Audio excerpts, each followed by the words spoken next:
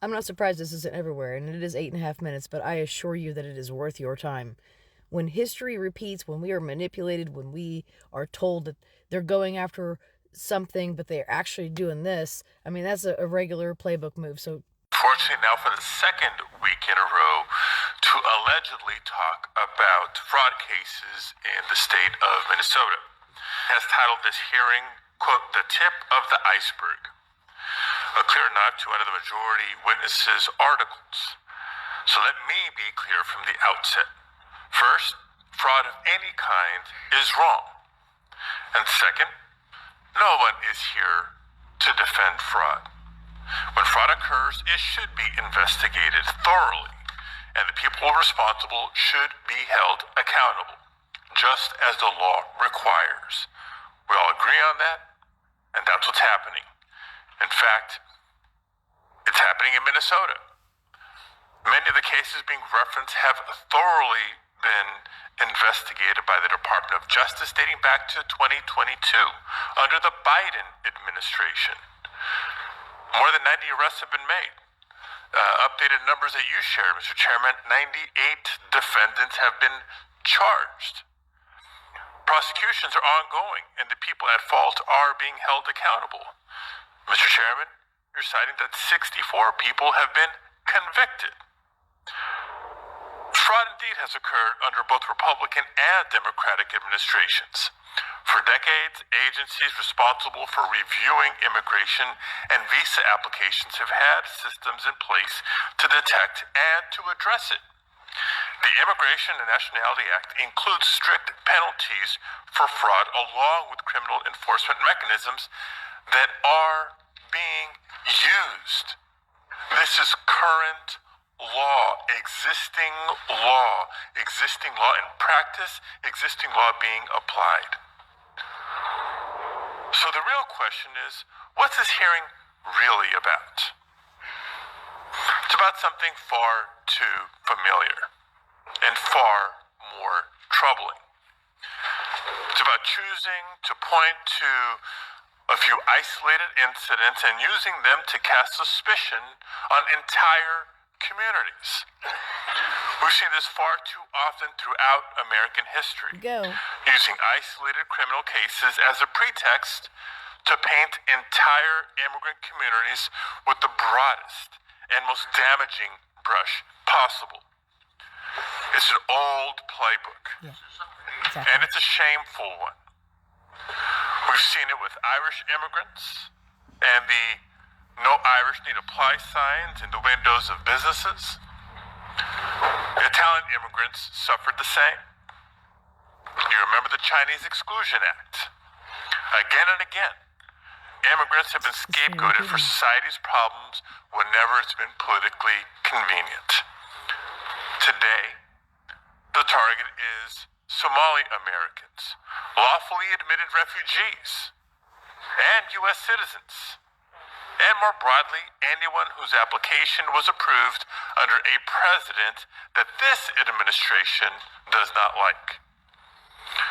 Republicans want to take specific, well-documented cases, and again, cases that are already being investigated and prosecuted, and stretch them into a narrative of widespread abuse by immigrant communities more broadly.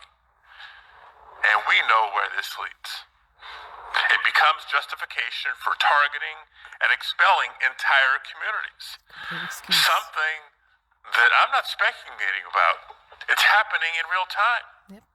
Just yesterday, we learned that the asylum cases of hundreds of Somali immigrants in Minnesota, Illinois, and Nebraska were suddenly rescheduled or recategorized, accelerated by months, and in some cases years, to be heard by the end of next month. Why? To target a specific ethnic group and place them on a fast track to deportation without meaningful due process. But that narrative simply does not hold up against the facts, because the evidence tells a different story. Study after study shows that immigrants, both legal and undocumented, are less likely to commit crimes than people born in the United States. One analysis from the American Immigration Council found that undocumented immigrants specifically are about half as likely to be arrested for violent crimes and property crimes. Another from the Cato Institute found that immigrants overall are 33% less likely to be incarcerated than U.S.-born individuals. And if we look specifically at fraud, the very subject of this hearing, the numbers are even clearer. According to United States Sentencing Commission, non-citizens were responsible for just a little over 6% of benefit fraud convictions in 2024. These aren't anecdotes, folks. This is verifiable data. And the economic data is just as clear.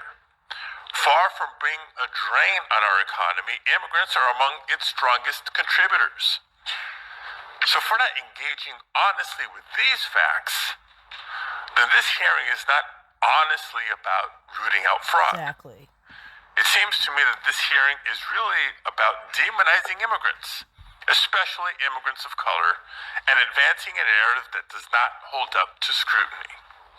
If this committee truly wanted to have a serious conversation about fraud, there are far more pressing concerns about fraud that we could and should be examining. We should be talking about how this administration is actively weakening the systems designed to detect and deter fraud. There you go. Hollowing out enforcement agencies, undermining consumer protections, accepting financial investments and gifts from foreign entities. Yeah. Stripping resources from those charged with going after real wrongdoers, including inspectors general. And most glaringly, the president continually pardoning wealthy individuals who have been convicted of massive fraud and canceling the restitution to victims. Watch the whole thing. Why is it that at the same time immigrants are being targeted for mass deportation, the president unveiled a $1 million gold card, closing the door on doctors, engineers, and teachers while opening it to the highest bidders with little scrutiny? Mr. Chairman, you talked about the bill you're planning to introduce in a few days, demanding where the money comes from and where the money's going. Yeah. I hope you're calling on that same disclosure for all Yeah, gold make it card equal. applicants. Where's their money coming from? Include them all. But this gold card proposal, that's what systemic fraud looks like. Fraud that this committee, under this majority, refuses to examine.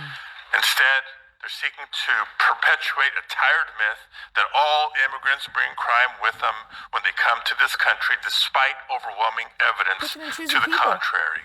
So let's be honest about what this hearing is There you and go. what it is not.